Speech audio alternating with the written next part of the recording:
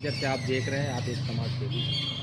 देखिए, ऐसा है कि निश्चित रूप से मैं यह कहना चाहूँगा कि जिलाधिकारी महोदय पर या जौनपुर के प्रशासन पर बड़ा दबाव रहा कहीं न कहीं से राजनीतिक, जिसके नाते जो है अनुराग यादव हत्याकांड में बहुत ही विलम्ब हुआ है। लेकिन तहसीलदार के यहाँ से फैसला आया, तहसीलदार के यहाँ से फैसला आने के बाद फिर जो है विपक्षी हाई कोर्ट गए, हाई कोर्ट से पुनः डायरेक्शन मिला और जिलाधिकारी महोदय ने इसकी सुनवाई की। आज जो है निश्चित रूप से चूंकि जो है ये जो अनुराग यादव की गला काटकर हत्या की गई थी, उस समय मौके पर जिलाधिकारी भी महोदय भी पहुंचे थे और यही जिलाधिकारी महोदय रहते। इनके अंदर निश्चित रूप से मानवीय संवेदना है, इसमें कोई दो राय नहीं है। लेकिन कहीं न कहीं ये जो है पॉलिटिकल रूप से दबाव में थे, जिसके नाते बहुत मजबूर रहे। जिस तरह से इस सत्ता में खनक रहता है कि जर अपराधियों कि यहाँ तत्काल बुलडोजर जा करके उनके जो है सही सलामत मकान को भी ध्वस्त करा दिया जाता। ऐसे में जबकि यहाँ के प्रशासन के लोगों ने यह निर्णय दिया कि वह जमीन अवैध जो है सरकारी ज़मीन पर बना हुआ है, सरकारी आबादी जमीन बना हुआ है, उसके बाद भी आज तक जो है साल से अधिक बीत रहा है, यह ध्वस्त न करा जाना बड़ा ही जो है एक तरह का समझिए कि असंवेदनशीलता रही है शासन की, प्रशासन की। लेकिन कहीं न कहीं मजबूर होकर के जिलाधिकारी महोदय को आज यह निर्णय देना पड़ा है और निश्चित रूप से मैं समझ रहा हूँ कि यह निर्णय जो है अनुराग यादव हत्याकांड के लिए एक बड़ा निर्णय है। लेकिन इससे पहले अभी मैं और यह भी देखना चाहूँगा कि कब तक अनुराग यादव के हत्यारों का जो अवैध मकान बना हुआ है वह ध्वस्त होता है।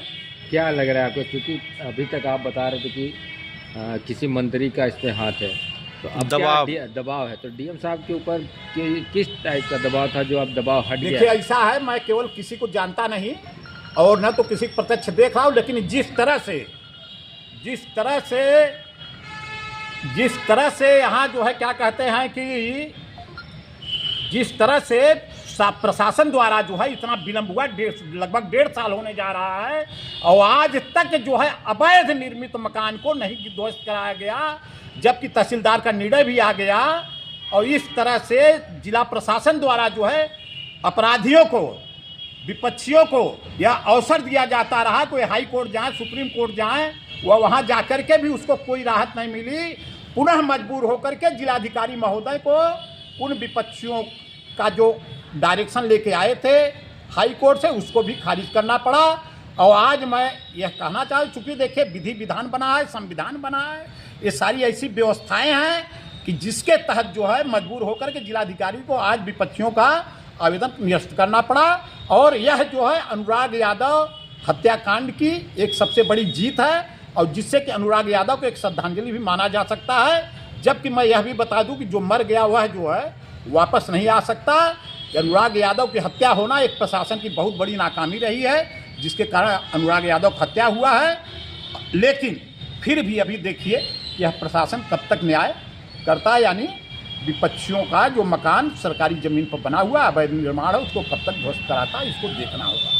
लगभग 14 महीने बीत गए हैं, दीवानी न्यायालय में भी जो है कोर्ट में केस चल रहा है, अभी तक उनको सज़ा नहीं हुई जो आरोपी हैं। एक चीज़ मैं बता दूं कि आरोपी निश्चित रूप से किसी न किसी राजनीतिक संरक्षण में है और इसके अलावा एक आरोपी जो पुलिस में